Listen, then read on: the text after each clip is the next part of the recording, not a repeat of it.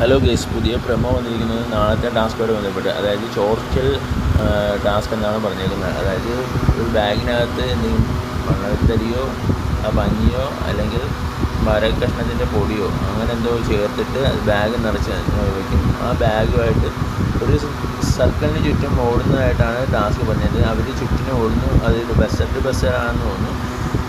എന്നിട്ട് അതിനകത്ത് ആടെയാണ് ആ സമയത്ത് ഏറ്റവും കുറവുള്ള അവർ പുറത്താകും. അങ്ങനെയാണ് ഇത്. അഭിഷേക് ഇന്ത്യയുടെയൊക്കെ തുറക്കാൻ ശ്രമിക്കുന്നതൊക്കെ ഉണ്ട്, അങ്ങനെയുള്ള ഇതൊക്കെ ഉണ്ട്. പക്ഷേ ഈ നാളത്തെ ടാസ്കിൻ്റെ മെയിൻ ഹൈലൈറ്റ് ആണ് നന്ദന അർജുൻ ഫൈറ്റാണ്.